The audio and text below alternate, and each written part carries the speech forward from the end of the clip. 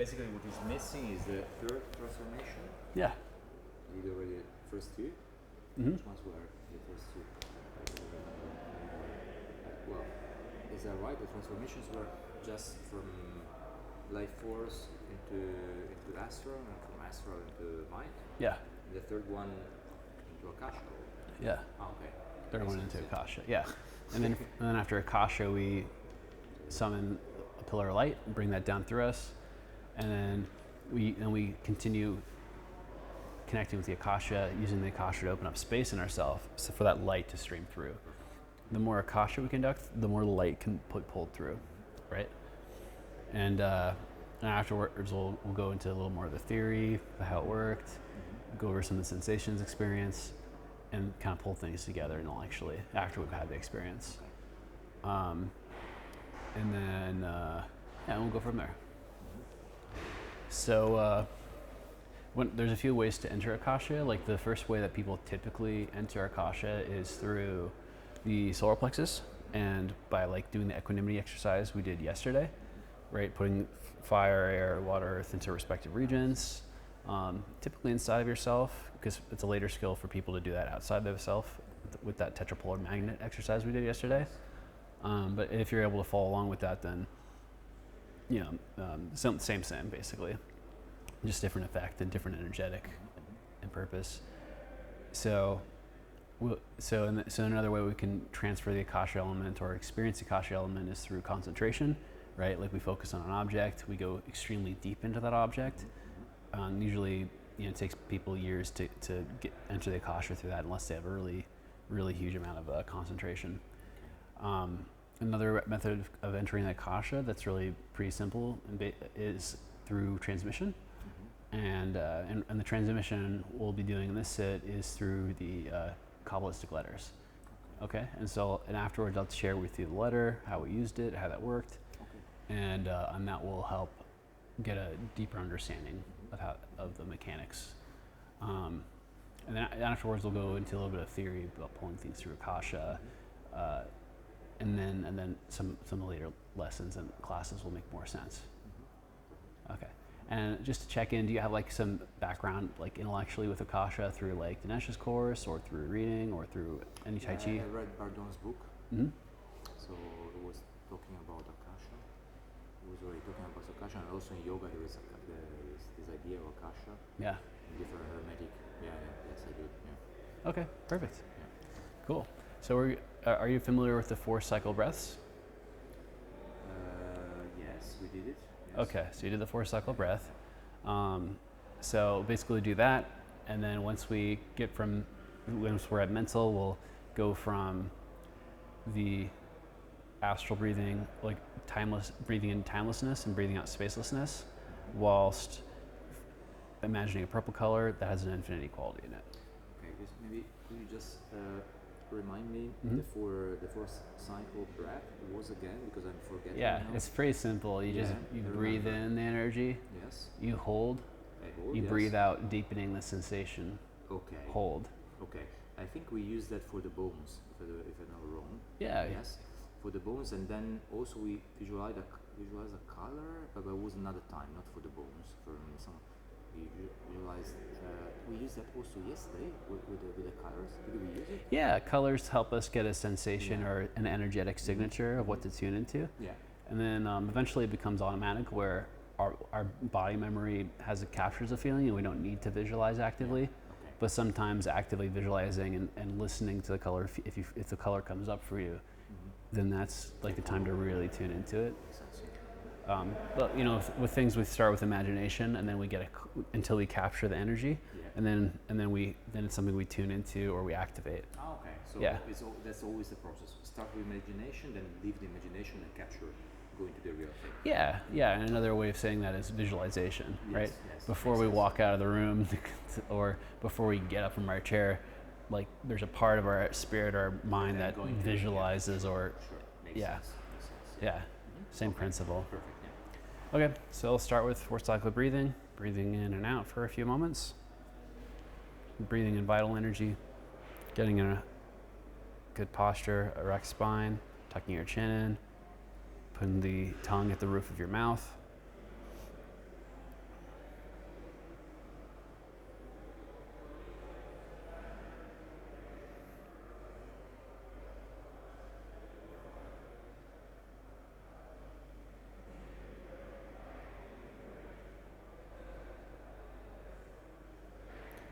Breathing in vital energy, pausing, breathing out vital energy and going deeper into the feeling or quality, and then pausing.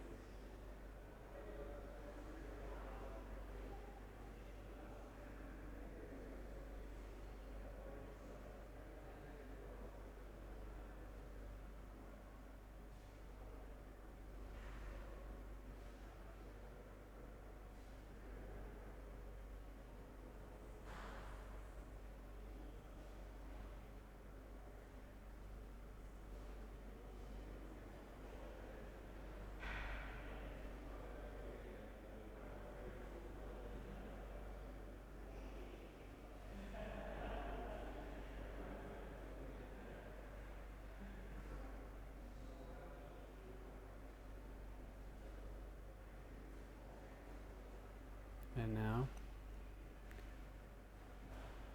on the in-breath, breathing in the vital energy, hold. On the out-breath, releasing into the astral quality of timelessness, releasing into a blue-green color.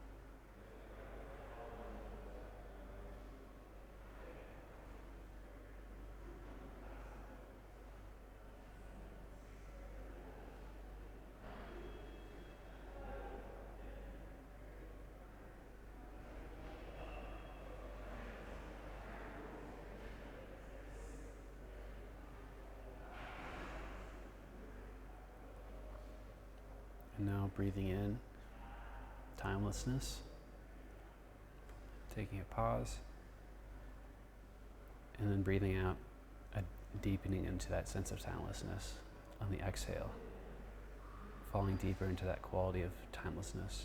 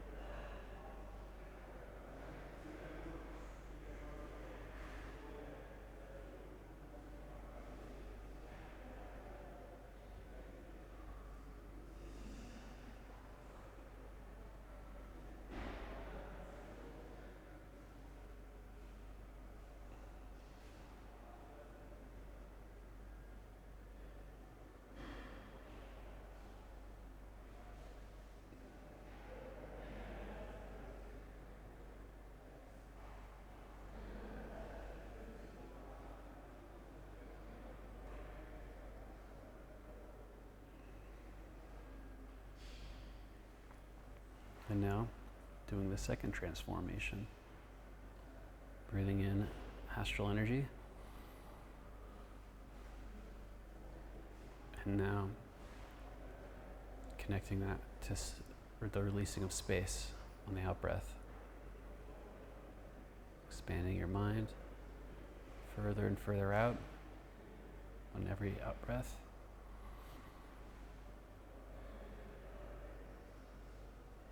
And if you feel any edges, just imagine feathering them off or moving past them and continue expanding around you.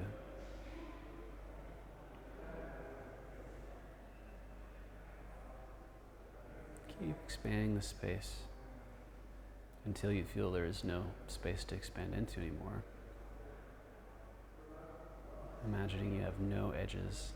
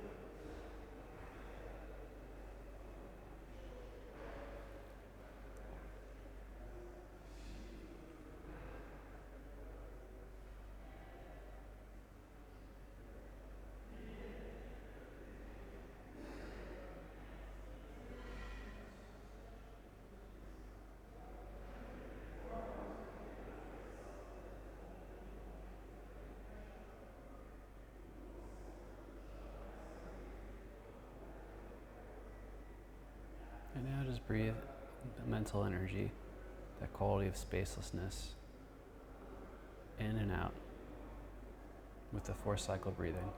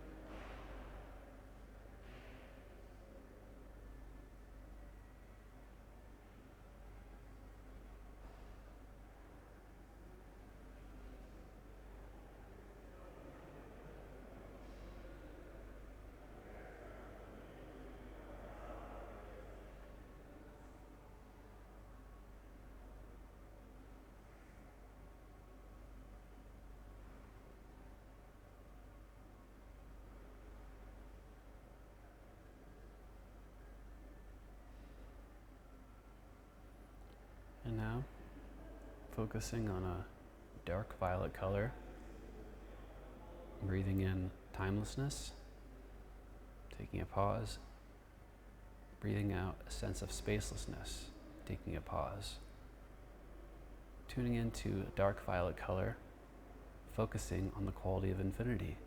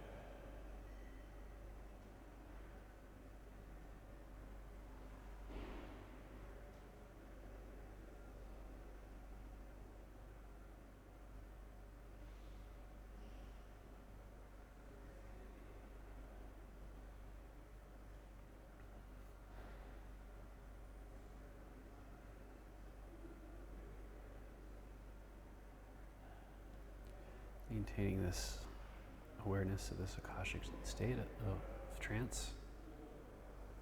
Placing your palms together and repeating the phrase to yourself quietly or aloud, may the path of light guide and protect.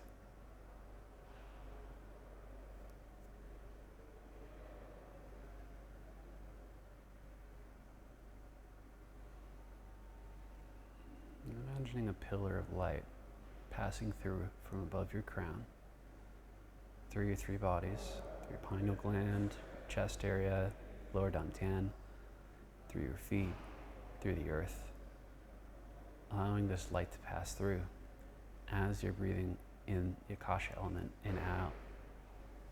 Through prayer, we're invoking this light to pass through us. And silently observe.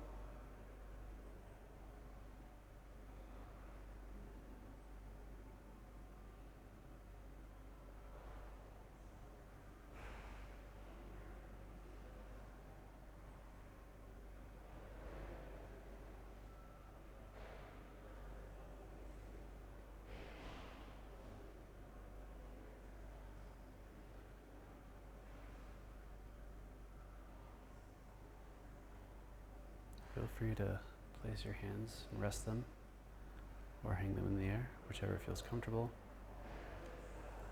And notice how that light continues to stream downwards.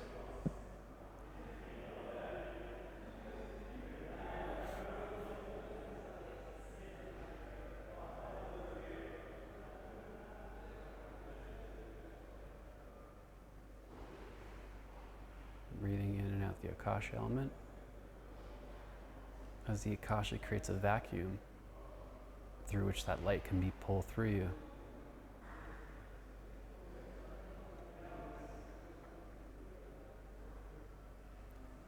Imagining that light passing through you like you're under a waterfall at whatever speed feels comfortable to you. Pillar of light that passes all around your body, passing through you, from above your head, all the through your body and through the earth, as you're breathing Akasha in and out.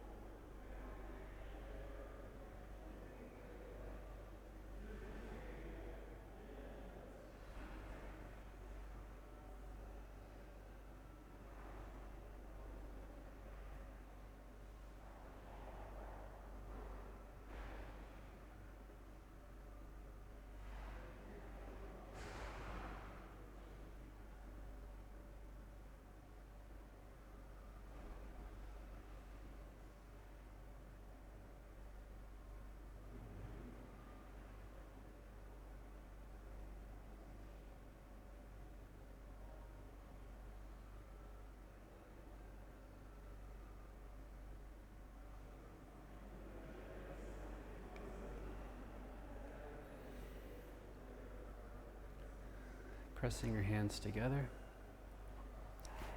showing gratitude toward the path of light. The more gratitude you express and feel through your body, the easier it is for this type of light to descend through you for next time.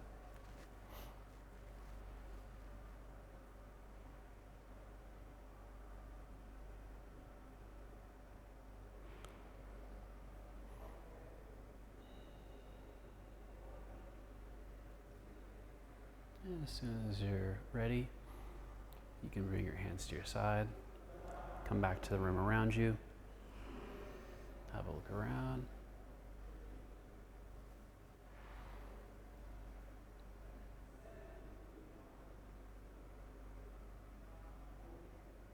As soon as you feel like you've lost that feeling, snap back into Akasha. Come back to that state. Breathing Akasha in and out. And activate that pillar of light passing through you.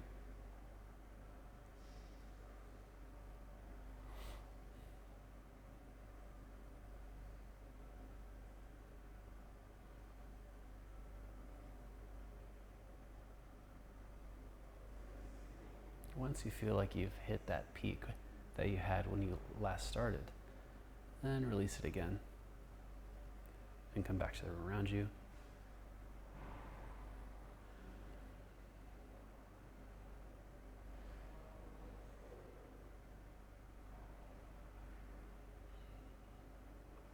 Okay, release that state.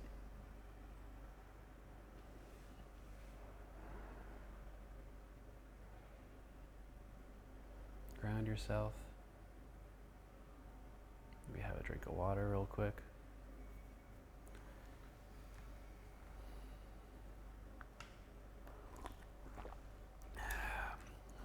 As soon as you feel like you're back in your body, activate that state again. Back to Akasha. Activate the light that passed through you. Bring the Akasha in and out and passing the light through you.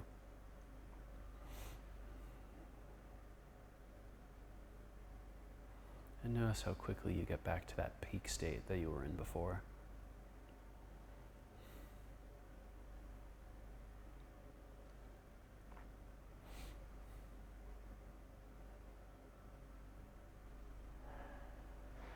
And as soon as you're ready, We'll finally let go of the exercise and store this energy above our crown.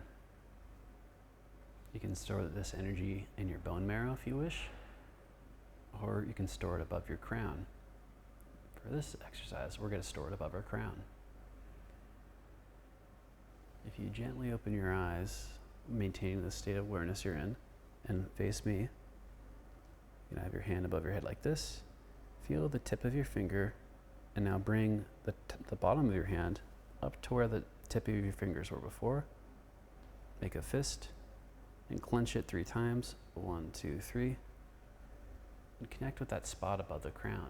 Maintain the feeling where your hand was clenched. And now raise and put all that Akashic energy, any residual light energy, or other energies you've cultivated during the last 30 or 40 minutes into that place above the crown. Core breathing in and out, imagining all that excess energy go into that spot above the crown. We store this there so we can access it later.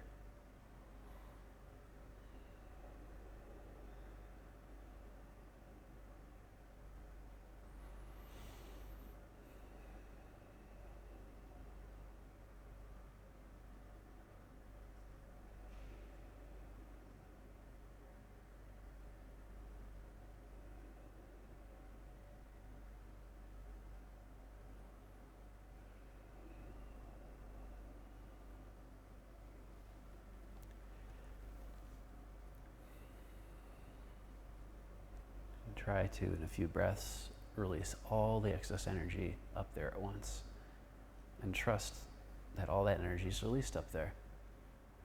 And come back to the room and take notes with your journal as soon as you feel ready.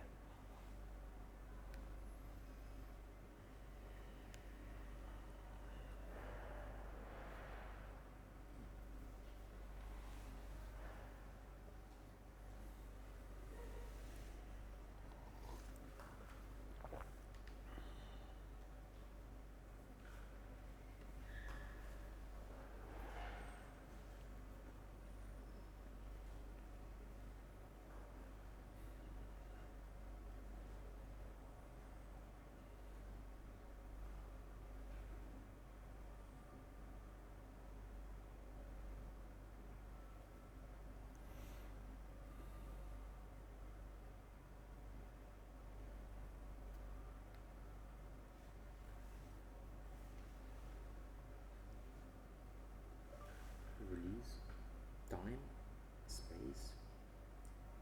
Breathe in purple, breathe out space. Energy in the crown, also possible in the bone marrow. Right hand pointing towards the sky. Clench this 3 times. Hasn't written down anything. A hand above the head, that's something we will need to do a few times. Or if you ever lose feeling of above the crown, it helps give like a proprioception of that space above your head. Okay, perfect. Yeah, imagine. Yeah.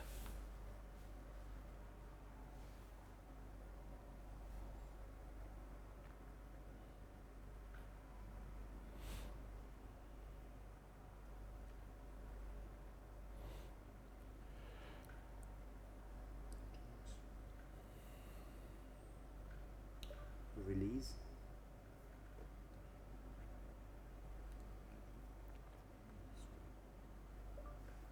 Sorry.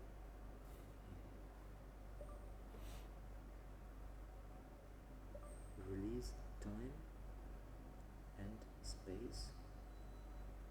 Then breathe in purple and release space further.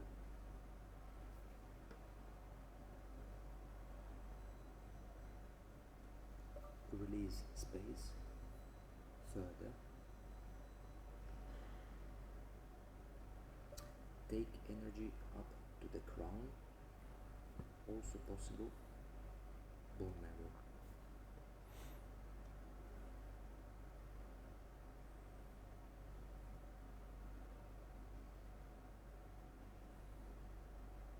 Express gratitude as much as possible.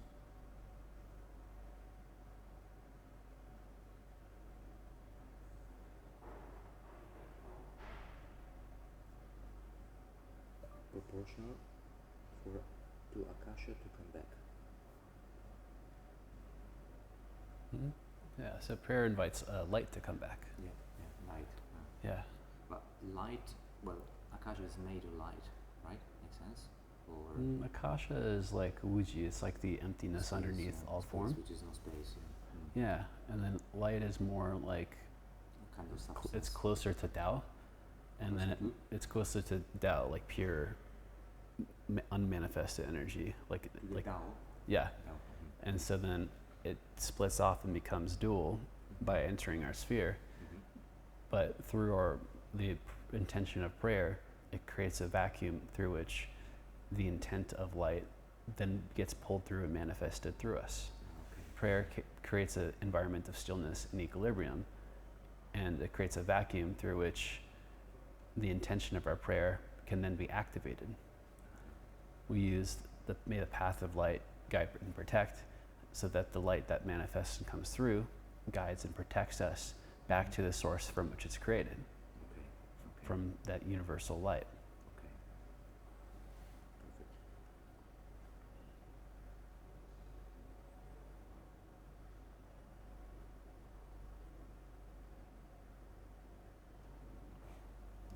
Cool. How was your experience?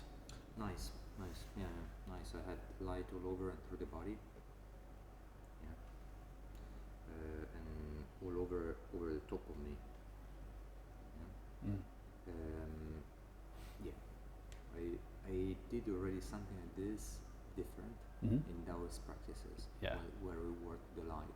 It was not called Akasha. Yeah, but the light came down, so we're very similar, in a way, a similar process. I'm not sure that, well, yeah, different traditions, but it was. Yeah. How was the feeling of Akasha for you? Was it clear or a little unclear? No, it was not very clear. Not yet. Okay. Cool. Just saw the light. Yeah. I felt the light, and Akasha. Well, what I felt was a kind of freedom. That's a good start. Unification. Okay. Sounds good. Let me run a little Akasha through you real quick. Okay. So let's stand up for a moment. So, yeah, sounds good. So I'm going to connect to your base. Give me a little bit of a feed, Resistance. a little bit of resistance, right? Going to come underneath your resistance, and now I'm going to issue Akasha throughout your body.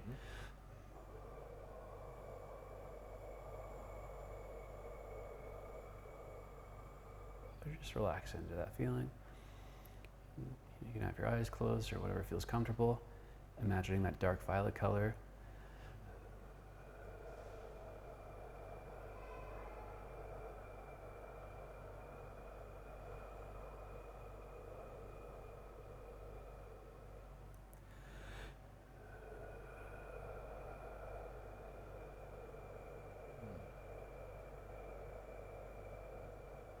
Releasing time and space.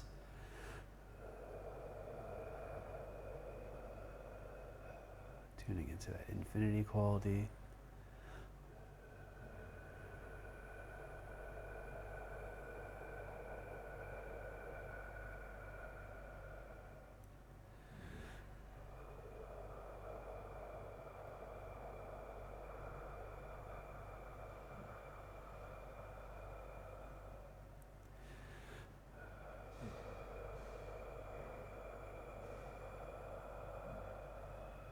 Bringing your awareness above your crown and observing yourself from above the crown in this Akashic trance.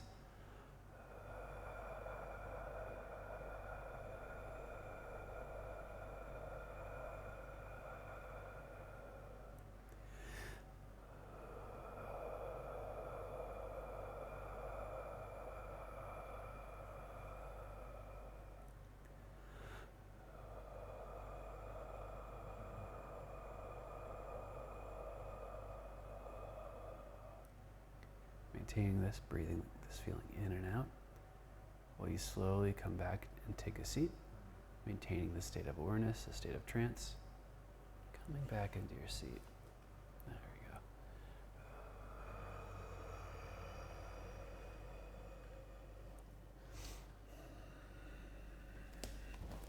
Let's breathe that in for a few minutes.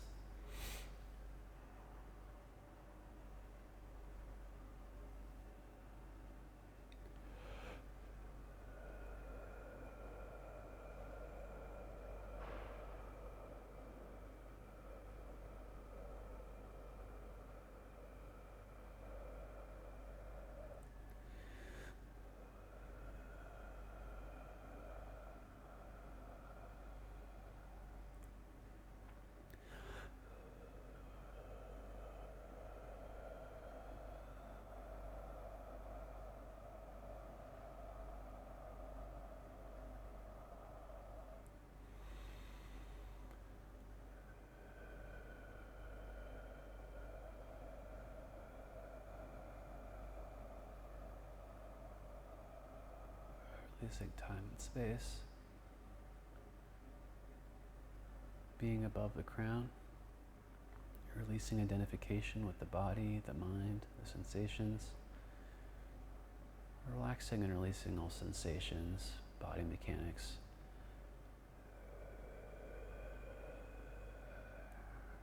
Releasing into an infinity quality.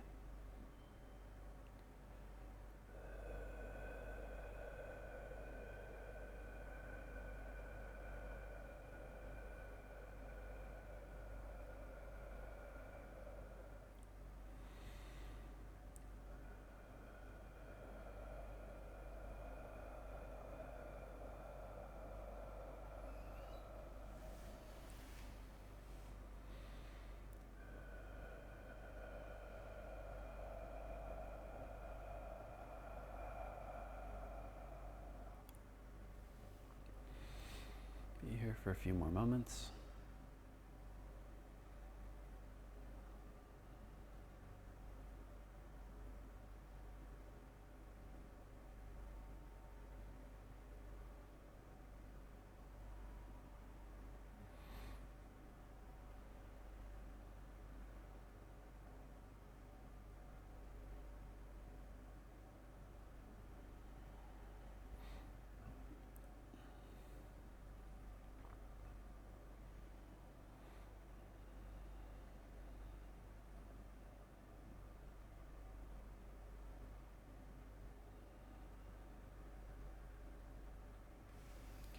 Come back to the body.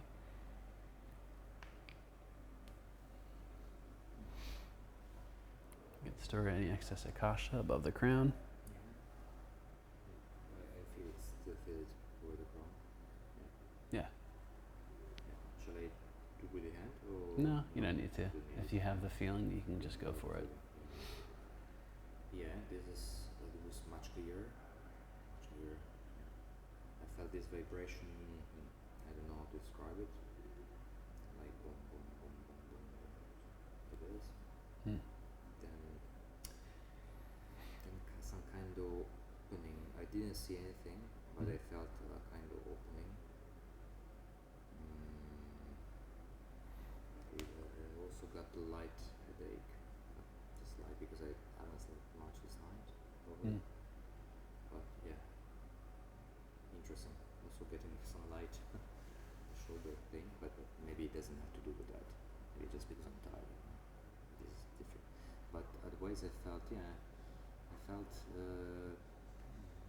difficult to say, but kind of connection.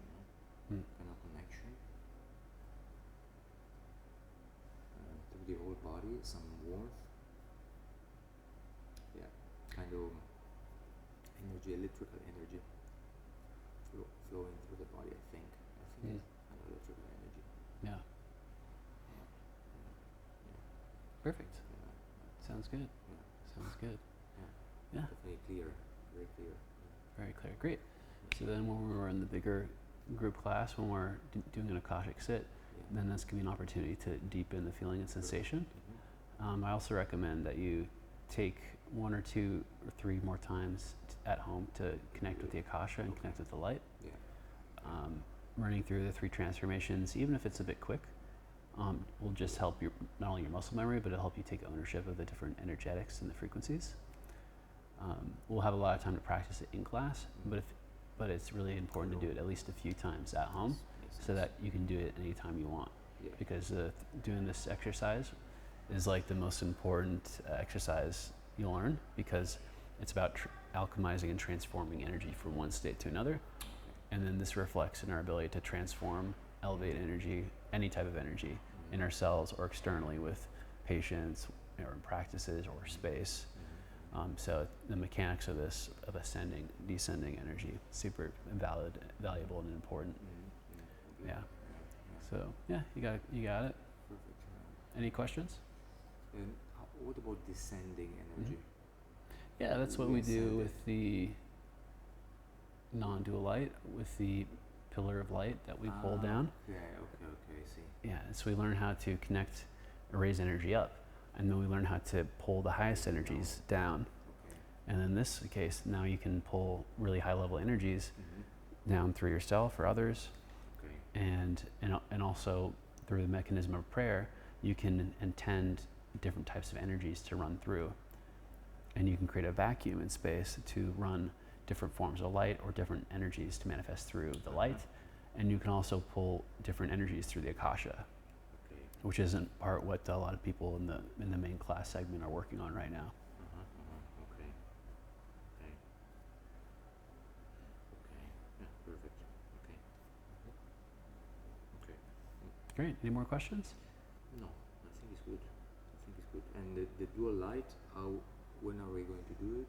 Today already or no? Yeah, so any light that we work with that isn't non-dual light itself, any light that has any flux into it or light or appearance of like brightness or shine, like that's dualistic light by nature. When light itself manifests and touches upon things or ideas or concepts, it's no longer non-dual. Okay. That doesn't mean it's not pure or very high frequency. Okay. It just means that it's not like pure, undifferentiated light. So as we're working up the vibrational scale, pretty much all the forms of light we do work with are dualistic in nature to an extent, but they're really, often we refer to like working with non-dual light, we're working up towards that path. We're working up towards that Tao path. Okay. Okay. Perfect. Yeah. Okay. Yeah, and like Wuji, Akasha, Tao, non-dual light, equivocally. Okay. Perfect. Great. Cool. Let's take a little break and we can come back to this or the 8 powers.